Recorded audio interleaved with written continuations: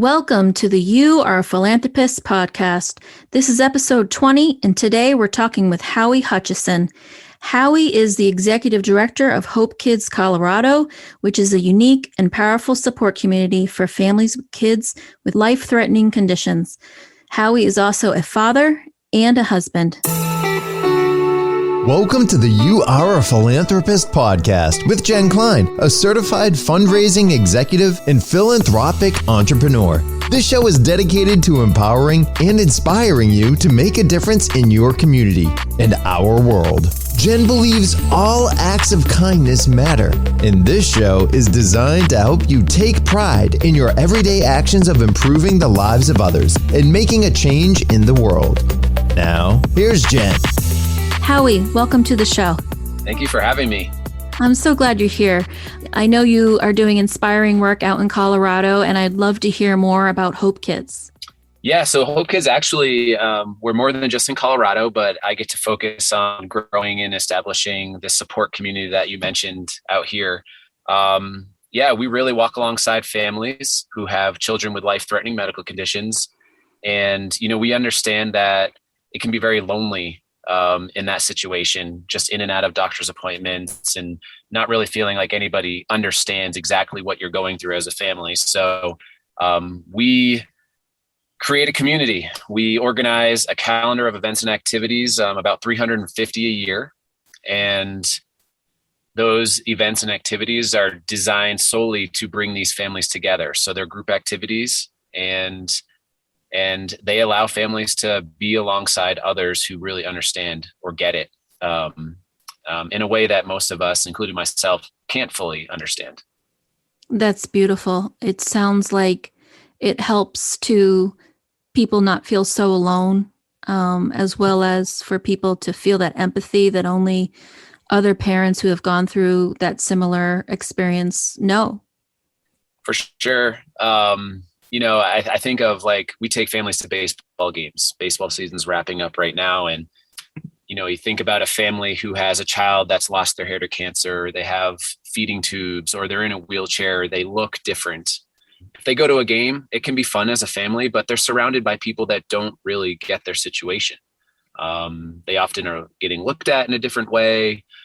It just sometimes feels uncomfortable. So when we have a bunch of families out there together, like in a group of 50 or so, and they look around and they see other families, it's really empowering. The kids who are sick feel more comfortable. The siblings feel more comfortable. The parents feel like they're a part of something, or they're actually others who are walking a similar journey, and they can just support each other. As simple as just seeing each other, having a simple conversation goes a long, long way. I'm curious, how do people find out about HopeKids Colorado? Do you partner with any hospitals? Yeah, so there's a department within the children's hospital networks called Child Life, and they are typically our best referral partners. And so when we open a chapter in any city, we tend to go there first. Obviously, we want to make sure that the children's hospital likes what we're doing and thinks it would be valuable to the families that they're serving. And then the Child Life department specifically tends to be the ones that refer most families to us. But once families get involved, they come across other families at doctor's appointments, or maybe a Facebook or a support group or some other online support group, and they are also great referral partners for us. But just in general, anybody that's serving these families, whether it's their doctor's offices or in Colorado, actually, we have a really strong pediatric home care program, and so we get a lot of referrals from them as well. Wow, I just love the power of a community, and it sounds like that really fits the description of HopeKids, is surrounding people with positive influences and support. One of the things that I'm trying to create here on my podcast is a sense of community, and I'm just excited that there's so many people who are involved, and I'm curious, have you been able to estimate how many volunteers and partners that you have? Well, I'll answer it this way. In each chapter, there's only 2 or 3 staff. So if you think of organizing 350 or more events a year, in Colorado, we have 675 or so families that we serve. That's a lot of coordination. And so for us to do that with 3 staff is impossible. So we rely on a lot of community partners and volunteers. I would not even want to throw out a number right now, but hundreds of event partners. So the people that are helping us put this calendar of events and activities together, and that could be anything from a professional sports team to a church to a company that wants to host some kind of event at their place of work or organize something out in a park, or just a group of friends that want to get involved. So just so many that I don't even want to try to put an exact number on it. But and then when you take the collective impact of that across, we have 6 chapters. So there's 5 other chapters in addition to our chapter here in Colorado. It's just, I think we're serving upwards of 5,000 families across all those chapters. So it's just, it really, it takes a village. That's used a lot, but it really does. And that's what I think is one of the most beautiful things about it. And, we could beat this with a dead horse, but just the community that comes together to love on these families. That's beautiful. And it sounds like the dollars that you do raise really are impactful, because you are kind of bootstrapping all these different people who have their own schedules and who are very busy themselves to be able to be coordinated in a way that creates so many events throughout the year. That's sounds really remarkable for the few staff that you have, and really speaks to your resourcefulness with the dollars that you are given. Yeah, that's really important to us as an organization, is to be good stewards of the resources that we are given, whether that's time, talents, or treasures. And, there's a couple of ways that we do that. So we've been able to be really effective and efficient with those resources in terms of the amount of people that are paid on staff. But we also don't have like offices or paid space, because our office is wherever the event is that day, right? Like whether it's the park or the boardroom of a company or a professional sports venue. That's where our office is. That's where our families are coming together and we're serving them. So we don't really need an office. So we think that being resourceful in those ways really allows, a donor's gift to go even further. And also because we receive so many in-kind donations, which are things like food, tickets, space, non-monetary donations, that also really leverages the dollars that are given to support our mission. So it's impressive the number of volunteers that you have to create so many events a year. And I'm curious, is that how HopeKids got started, and kind of how did you find out about HopeKids? Yeah. So, HopeKids, actually this year is the 20th anniversary of HopeKids starting down in Phoenix, Arizona. And it was started by an individual who had friends who had a child that was going through the battle of having a life-threatening medical condition. And he just helped them get connected with some cool stuff. And originally it was just for their family to come together and kind of get away from all the hard stuff they were going through. But eventually that family encouraged this man to reach out and connect with other families that they were meeting, at these hospital visits and doctor's appointments. And then the community started to grow. And so, yeah, I guess you could say it started just as somebody volunteering their time and taking time out of their day to get this one family connected to various opportunities. I found out about this, and I guess this kind of segues into my story. So if you don't mind, I can kind of back up a little bit and maybe Absolutely. share kind of how I got into this world. So I'm New England, kind of born and raised, Massachusetts, Maine, college at Gordon College, just on the North Shore of Boston. And, worked for a couple of years just out of college, not really like, hey, I'm heading down this path, I'm starting this career. Just kind of had a job to have a job. And my wife and I made a pretty big transition, and in 2007 moved to Colorado for her to pursue her master's degree in counseling. And, it wasn't like I was looking for a job in a specific field or career track. So I use that transition to say, what do I really like and want to do? Like, I don't know, I had a business degree. That's kind of vague, but what do I want to do? And I remember just thinking, like, I just really love sports and kids. And so I was like, I'm going to find something that has to do with that. And I wasn't necessarily looking for nonprofit, but I ended up landing at Big Brothers Big Sisters. And they have a program in Colorado called Sports Buddies, which was all about sports and kids and designed to get more men involved with mentoring. And so that's where my nonprofit career started. And that was, just about almost to the day, 14 years ago.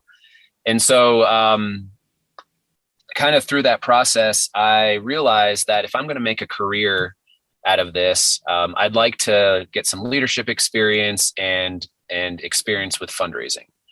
And so after Big Brothers Big Sisters, I worked at Goodwill Industries of Denver for 5 years. And the last year there, I spent on their development team, raising money for Goodwill. I love it. That's my favorite thing to do.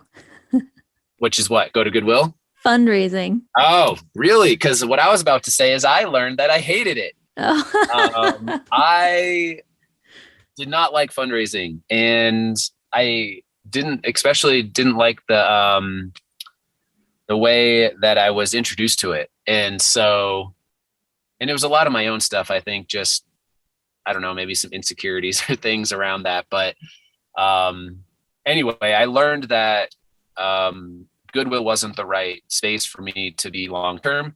And I just opened my eyes up to what else was out there. And that's how I learned about HopeKids. So HopeKids was looking to start a chapter here in Colorado, and they were looking for an executive director to get it going. And I was like, wow, what an opportunity to I've always had this like entrepreneurial itch of building something. And so I was like, I get to scratch that itch. I get to be in a leadership position. And I think it was a good next step in terms of just moving into the next phase of my career, especially in the nonprofit sector. So I was fortunate enough to be hired to do that. And so I'm sorry, this is a really long answer, but on February 1st, 2016, I woke up and I was now all of a sudden the executive director of HopeKids Colorado. We weren't serving any families. We didn't have any donors. We didn't have any volunteers. We had nothing. And it's really interesting. So here we are over 5 years later, for me to look back on that time and think like, wow, like it's crazy. All of the people that came together to make this happen. And I mean, I just remember literally like going through LinkedIn and being like, I wonder who would have a coffee with me. Like, so I can tell them about this thing that doesn't exist yet here in Colorado. But I know that they've been involved with supporting local organizations. So let's give it a try. And that's kind of how I got into it. And I am happy to say that I have a new relationship with fundraising that is beautiful and I love. So I can sit here today and tell you that I do love it and am happy to be a part of it. Don't know if I could have said that 5 years ago. I'm happy to share more about that if you want, or maybe that's a separate podcast conversation, but I'll stop there for now. See. I love so many things about the history of HopeKids as well as your experience with HopeKids. I love that it reminds me of Tanya Gauthier, who was my first podcast guest, who talked about her starting a nonprofit from scratch and how difficult that is, especially when you're, like you said, kind of a solopreneur, just you and an idea and a lot of hope, right? And a lot of commitment, creativity, like you said, just reaching out to people through your network.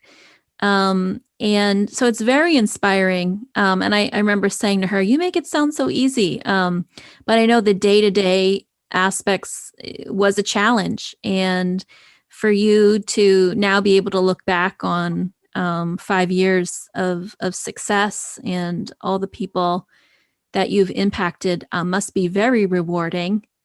And I'm also so glad to hear you love fundraising because I spent a career in fundraising, and that's how this podcast was born, was for my love for fundraising, Howie, not fundraising, fundraising. And we like to call it in the industry fundraising, because I'm sure you can agree one of the aspects you enjoy about it is talking about the mission and how people can give in a way that and that's meaningful to them, and how rewarding it is to be giving to nonprofits. Is that one of the ways that you enjoy fundraising these days, is partnering with people? Yeah, you kind of spoke to it right there, but I think the transformational aspect, at least for me, was that I realized that I actually have a value to provide a donor. I can help them grow. So I actually read a book called The Spirituality of Fundraising by Henry Nouwen. And so that really focuses on the faith-based aspect of growing as a fundraiser. But whether it's that, or whether it's just growing as a person, feeling good about, I've met a lot of lonely people who get asked for money all the time and just feel like they're an ATM. And nobody takes the time to invest in them as a person in a relationship, and they just keep asking for money. I mean, that's a generalized statement, but I think I've seen that in a lot of relationships that I've built or connections that I've made. I probably was a part of that for some people back before I had this transformation, well, if we call it that. But now it's like, how? So if it's not just from a faith-based standpoint, but if it's like, how can I be a better person in our society? Like, how can I help somebody grow in that way? I call that activating generosity. I mean, that's probably not a brand new term that's unique to me, but that's what I've been calling it. And that's what I actually say is that's my career, is I activate generosity. I'm not like a fundraiser. I'm not whatever, like that. And that goes well beyond just dollars. Being generous goes well beyond just giving dollars. Oh, wow. I haven't heard that phrase, activating generosity. And I think it so adequately depicts what fundraisers do, but also what individuals do who are supporting a nonprofit. Like you said, there's so many rewarding aspects of partnering with people, and being, I look at it as being a conduit and a vessel to help people support and honestly feel good themselves. There's an empowerment. Wouldn't you say it feels good to be giving? Absolutely. Yeah. And you don't have to, like, to be generous, you don't have to have millions of dollars to give. You can, like, I mean, we connected because I did this event with a bunch of kids, right? And they were extremely generous in that moment. And so Let's talk about that, because that I didn't know the details of it, and I just thought it was so cool. Can you tell us about that? yes. Can I say one more thing first? Of course. Because the one other thing that it really was transformational for me was that I realized that I was coming from a place of scarcity previously, rather than a place of abundance.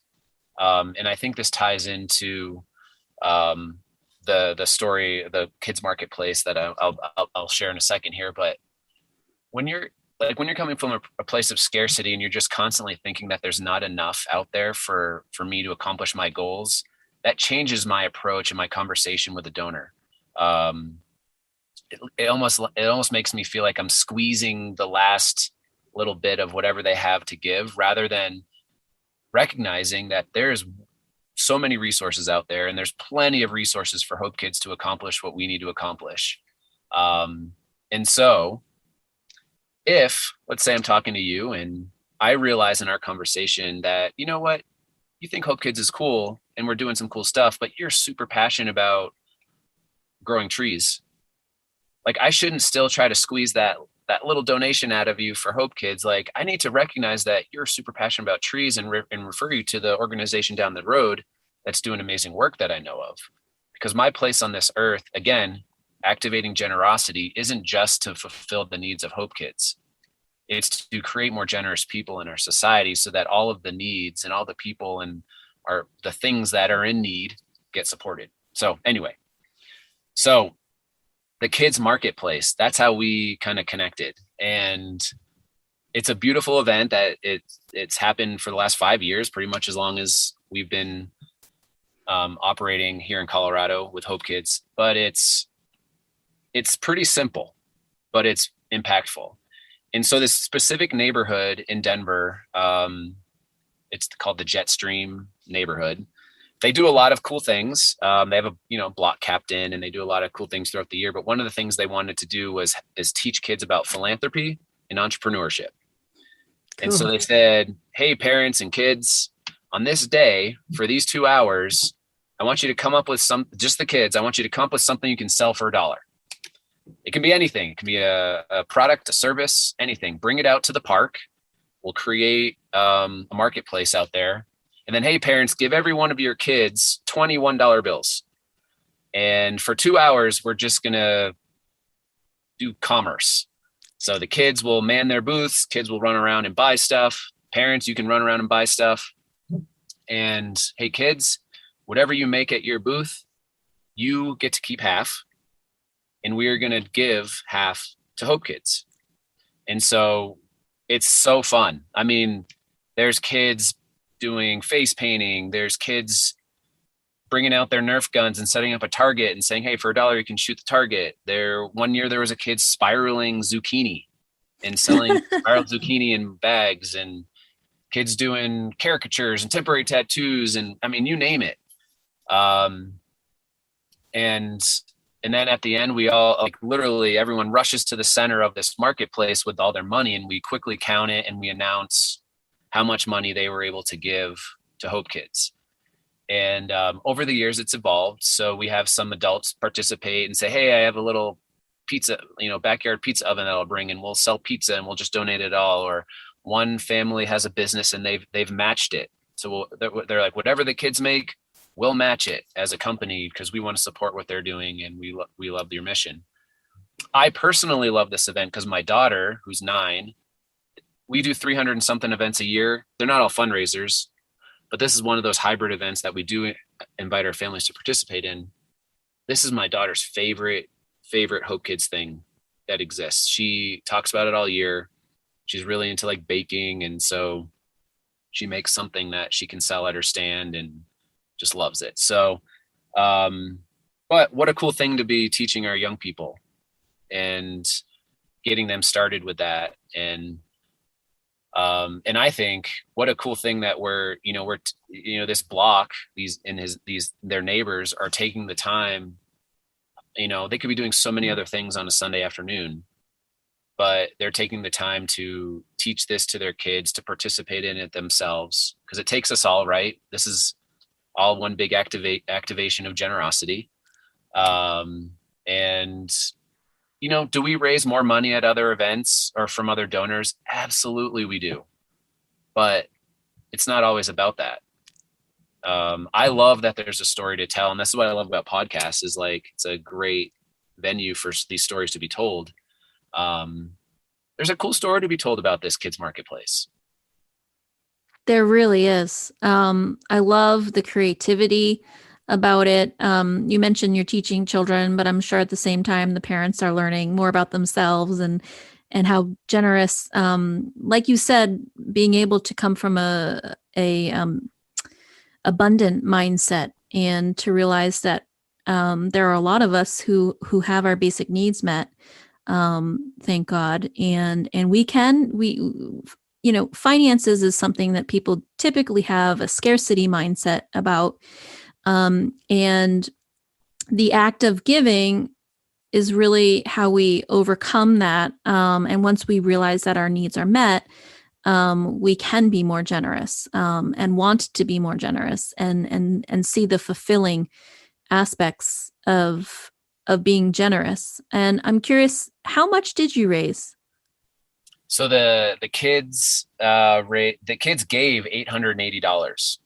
That's awesome. So and then the company gave $900 to match it. So awesome. Yeah, and in less than 2 hours, I mean, HopeKids, and that's significant. Absolutely. And Um, like you said, it goes beyond that too.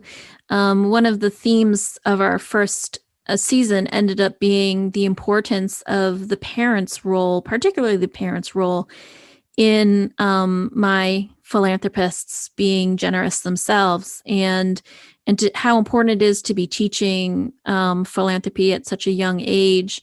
And I know philanthropy is a big word, so I love that you used it and taught the kids what that word means. I have a couple blog posts that communicate some of the messaging you were talking about, like what is a philanthropist? Some people have never heard that word, and they might be in the nonprofit industry and don't know that word. And I also wrote another blog post called Obligation is the nemesis of generosity, because, like you said, when you feel obligated to give to an organization, even though you're passionate about another charity, it really limits your, like you said, activating generosity. And so finding your passion is something John Fisher said in last season's episode, is really how we can better the world, is finding out what your passions are. So it sounds like,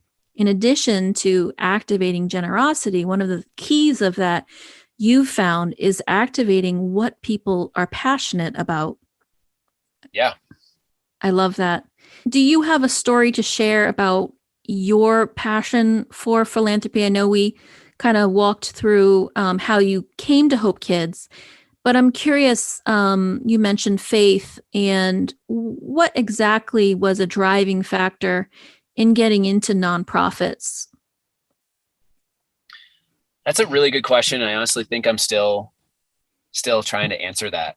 I reflect a lot, and I look back and I think about the way I was brought up, the things I was doing when I was a kid, whatever, and trying to figure out if those have played into me being a nonprofit. Because, like I said before, when I was seeking what I was going to do when we moved to Colorado, I wasn't necessarily like, "Hey, I'm going to go into nonprofit."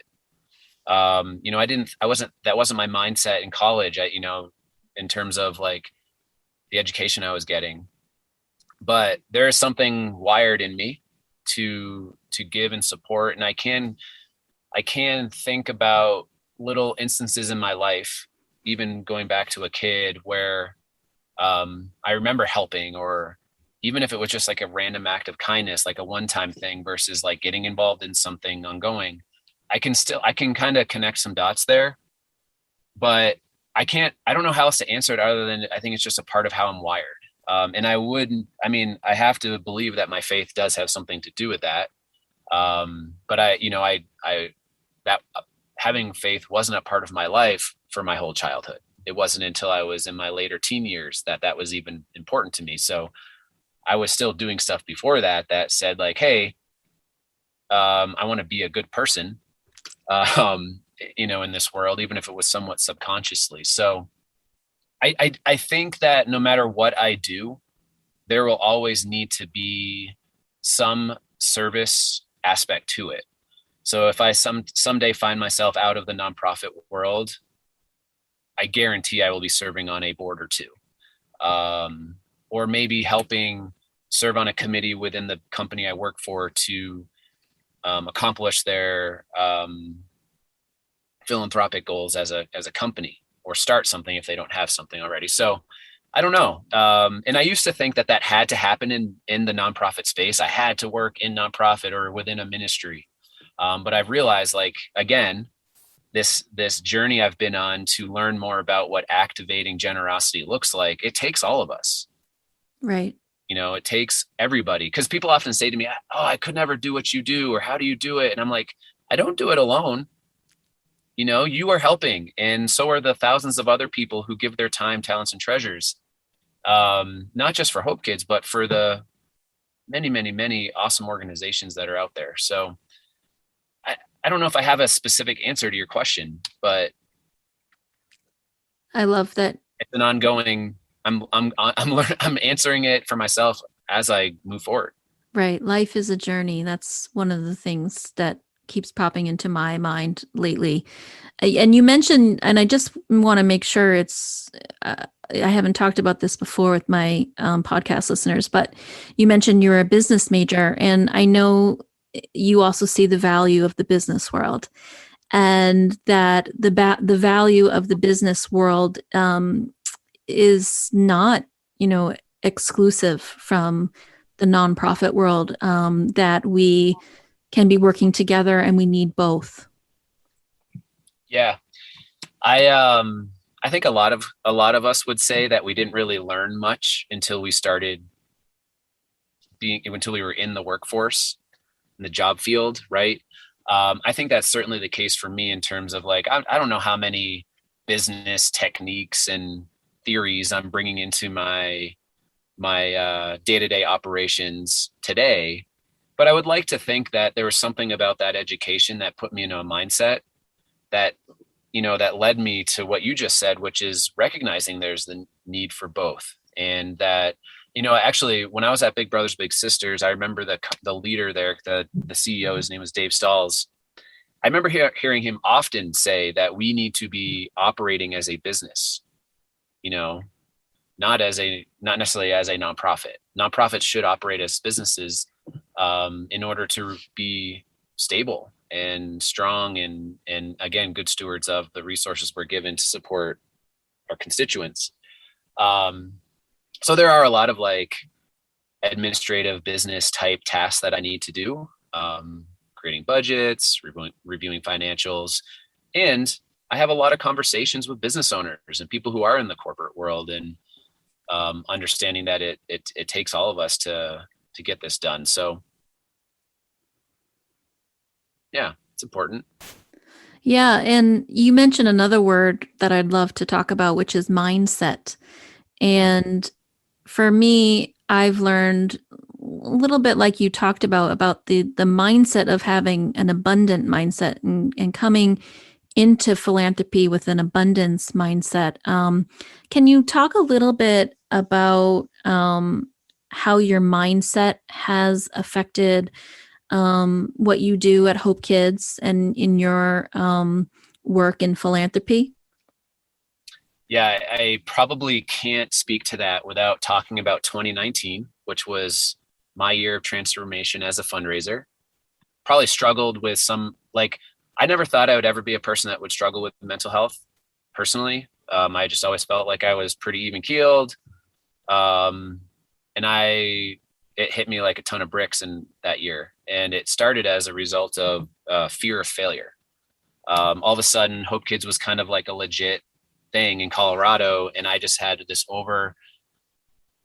bearing fear of failure that I wasn't going to raise enough money to support the families in our program, staff on our team, and I was going to fail. And that turned into anxiety and all these different things. And I would say, I say that because it led to me doing a ton of work on mindset.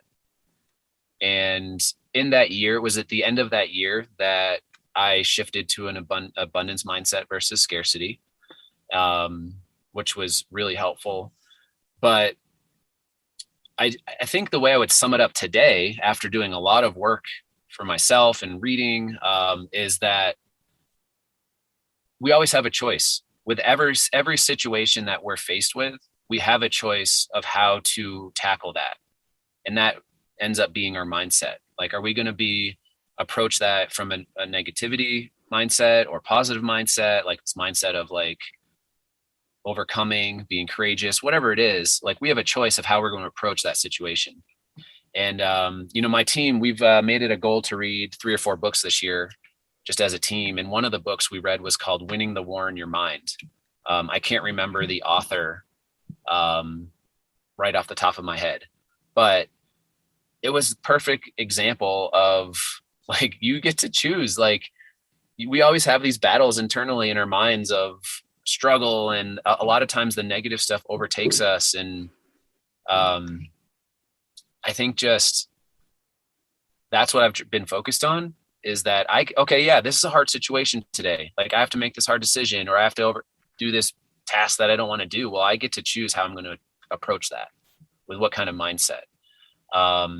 And there's one other thing I'll say that has been really helpful is I had a conversation actually with one of our donors one day, and he's an entrepreneur and is started a couple businesses. And we were talking about how we oftentimes as people dwell on our losses for so long and we don't celebrate our wins long enough, and that we need to flip that. And, whether it's, oh, I didn't get this grant I applied for, or I didn't get this funding for my business. Like, how long do we sit in that? Weeks, Yeah. whatever. It just nags at us. Well, on the other hand, we get this big funding thing, or we get a donor that, and we're like, yay. And then we're on to the next thing. It's so true. But we need to Yep. flip that. We need to be celebrating those wins for weeks, thinking back and saying like, oh, I'm going to shoot that guy a text because he made that donation 3 weeks ago. And I just want to let him know like what we did, or whatever. So I don't know, like that's been helpful for me too. Like when I get bad news, I'm like, all right, I'm going to grieve it. I'm going to process it, whatever that means, but then I'm going to move on. And when I get the good news, let's draw that out for as long as we possibly can.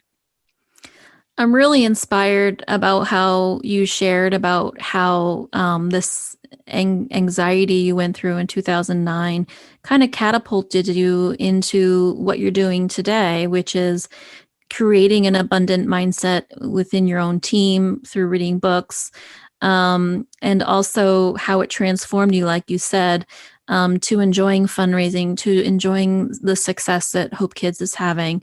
And I want to thank you for sharing about your anxiety. I remember in a recent podcast episode, Ken Holderman, he serves missionaries, and he talked about how the missionaries don't feel like they can talk about their mental health struggles, and he himself, as a pastor with his wife in service to missionaries, really talks about how we can support other people through their mental health struggles, and it shouldn't be such a difficult thing to talk about, and so much stigma about it. So I love that you shared openly about it.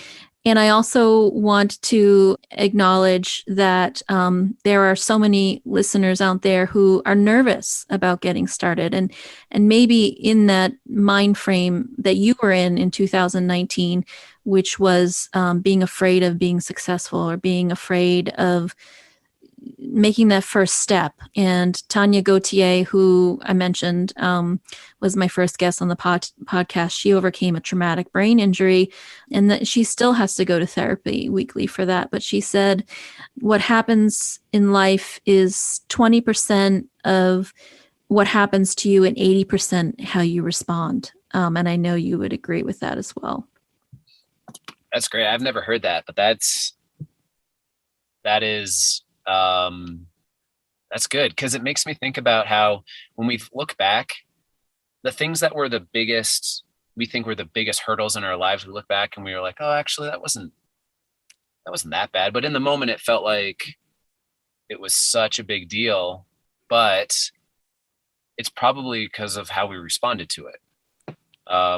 Which what you just said, that 2080 thing is just gives me a perspective of the weight of the thing that happened is much less than the weight of your response and the impact of your response, and how it dictates the days, weeks, years ahead for you. Which goes back to you get to make a choice on how you react to any of these things, good or bad, that happen to you.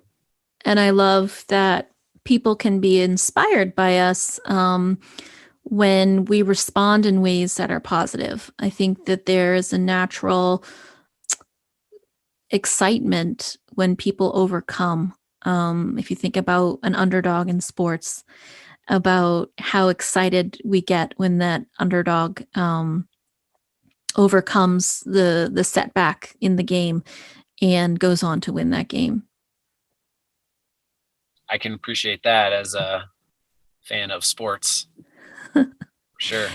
We've talked about so many exciting things today about what HopeKids is doing and what you've done in your career and your mindset and enthusiasm for HopeKids as well as philanthropy. I'm curious, are you able to say, I am a philanthropist? Absolutely. Awesome. Yeah. I'm so glad. Some of my guests haven't been able to say that. And I think it's really important that we acknowledge, like you said, that everybody's contribution matters. I think that's the first thing I thought about when you asked me that question.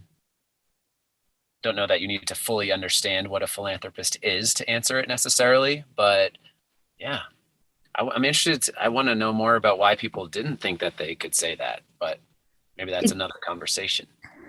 It's such a good question. And I think it goes back to how society defines it, which is you have to have millions of dollars in order to be a philanthropist, and it's only reserved for a wealthy few. When you and I know full well, thinking about all those volunteers at HopeKids, about how impactful it is for everybody to be making a difference in the world, to be changing their communities. And I like to say, all that generosity boomerangs back to you. You know, the other thing that I thought of when you asked me that question was I thought of people on LinkedIn who their titles say like founder, CEO, philanthropist. You know, how many, throwing up air quotes here because this is audio, but like how many normal people list philanthropist next to Exactly. whatever they're doing? And maybe it would be cool if we could see more of that. You know, or if maybe we saw young people putting that on their resume. Yeah, one of my guests was a 9-year-old. And so, I like to believe that all those young kids that helped you with that marketplace fundraiser are also philanthropists. And it's, you're just planting a seed in their life at a young age, but think about how encouraged they can be, and your children as well, who love that annual event, will do in their lifetime for others. Yeah, you're making me think of another organization that I know here in Colorado called Youth Roots. And the founder of Youth Roots would say she was involved with philanthropy at a very, very young age. And as she got older, the group of people around her that were also participating in philanthropy just got smaller and smaller and smaller. So she'd have a bunch of kids her age when she was in elementary school, and then, get older. And then as she was in high school, it was less. Going to college, it was even less. And then when she graduated, she's like, wait, there, all these people that were doing philanthropy with me are like not really doing it anymore. And so she started an organization called Youth Roots that teaches kids how to serve on boards. So they teach them about governance and how to like identify a need, receive applications, grant out dollars for those applications to keep those kids going, right? So they're high school kids, so they're like surrounding these kids with other people who are wanting to do similar things, but giving them the tools to actually participate in that as they get older and have experience, which I think is so cool. And maybe someone from that organization should speak on your podcast. Oh my gosh, I would love it. Please hook me up. I love that. I know that fundraising 101 is you have to ask, because people in their busy lives aren't thinking about nonprofits and what they can be doing. And like you said, that mindset work that we all need to be doing makes a difference. You have to ask because the answer is always no if you don't. Oh, I like that. It's always no. Right. I mean, I agree with everything else that you're saying, that we can walk alongside people and help them grow in these areas. But I think you have to ask because the answer is always no if you don't. Absolutely. So, Howie, I want to make sure people who are listening know how they can give to HopeKids. So, can you tell us the web address so they can be a philanthropist today? Yeah, hopekids.org. You can find our Colorado chapter on there very easily. I will share that on October 22nd, I go on a journey every year. It's about 30 miles. It's I go on a journey to help tell the story of the journey that our families are on. And it's a 30-mile journey around Denver. I share some stories of our families. I raise money. So if maybe people can find me on social media, because that's where I do all my blasting, you can just look for my personal social media on Facebook or Facebook or Instagram, just Howie Hutchinson. And maybe I'll be on my journey. They can engage then. So, but otherwise, just our website, hopekids.org. So how many days does it take you to walk 30 miles? One day. I do it all in one day. You do it all in one day. Wow. Yeah, it's a walk run. So it's a journey, not a race. And I actually just had one of our families reach out to me and say, "Hey, are you doing your journey this year? My 14-year-old is getting into long distance running and would love to do some fundraising. Maybe another guest on your podcast would love to do some fundraising with his running." And he's like, "Is there a way for him to join you on your journey?" And I was Wow. like, "Absolutely." Like the first year I did my journey, I was by myself 100%.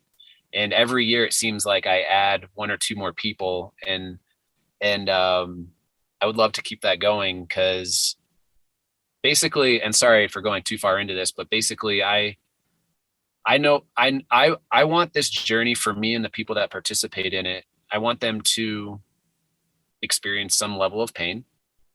I want them to say at some point that they want to quit. Because these are things that our families deal with on a daily basis. They feel pain. They want to quit. They don't want to be, this isn't what they thought of as their ideal life. And I know that I draw closer to our mission every single time I go into this journey. It's really long, so it gives me time to reflect. We have great conversations with the people that I'm journeying with. And so I set up these segments like 6 to 7 miles at a time.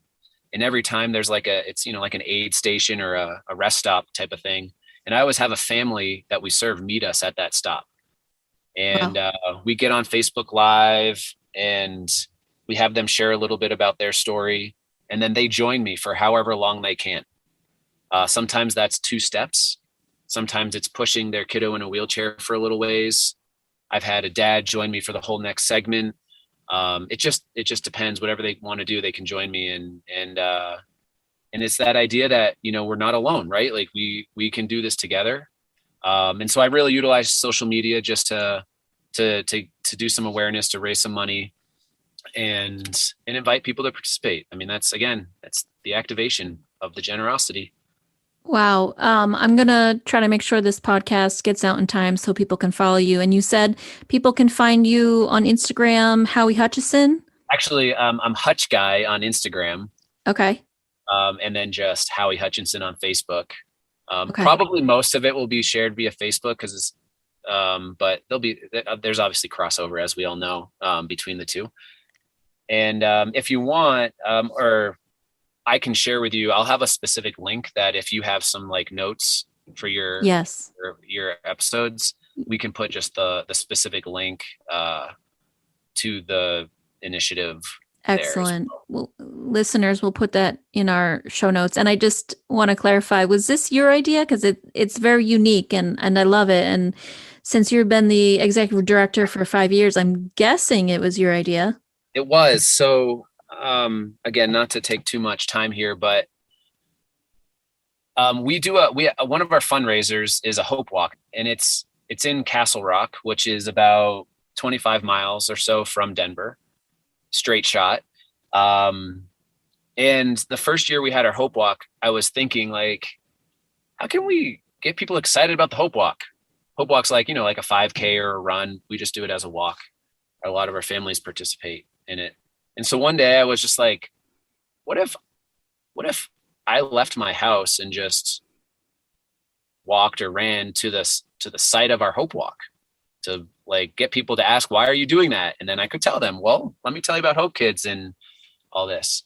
And so the first 2 years I went in between Denver and Castle Rock, and it was fine. But what I learned is that it was actually maybe even distracting people from our Hope Walk. And so I kept wanting to do it because it was such a impactful, like, might I even say like magical experience, like for everyone involved. I just decided to separate it and do it as its own thing. So now it starts at Children's Hospital, which is where many of the journeys begin for the families in our program. So we start our journey there. And then I just kind of created a route in and around Denver and try to have it end with some sort of celebration. So I it's love very that. it's very grassroots. Like it's on the 22nd. I don't even know who's participating with me yet. We kind of just go out and do it. And it's really all about that day, letting people know what we're doing. I mean, now over the years, there's lots of people that know about HopeKids. So hopefully they see it and they're like, oh yeah. I mean, and we have people that are asking me, hey, are you doing your journey this year? So it's getting a little bit of momentum, a little bit of speed, I guess. But You've taught us so much today, and you have such wonderful ideas about the marketplace event that you had and this unique 30-mile journey that you're doing. I love the ingenuity that you have in creating special experiences for not only your supporters, but also for yourself. So I just want to remind my listeners to go to my show notes and click on how to follow Howie, as well as how to donate to HopeKids. Howie, if there's one parting words of advice you could give my listeners about philanthropy, what would it be? I think it's just maybe summarizing what we've talked about, in that you don't have to have millions of dollars and fame to be a philanthropist. Like, we can all participate in that. And I would encourage folks to just maybe pause and take a little bit of time to think about the things that really get them excited. There's something related to that thing that you can engage with in terms of giving, whether it's just your time, talents, or treasures. But I think it's important to take that time to think about it, not just jump into it. I mean, certainly there's lots of opportunities to research and make sure. There's organizations that probably aren't great stewards of their resources, and there's a lot that are, and there's ways to see just by looking at their financials and calling and asking. Just get involved. Take a step. Thank you so much, Howie. I loved having you as my guest. I can't wait to hear more about HopeKids in the future, and I thank you so much for being here. Yeah, thanks for the opportunity.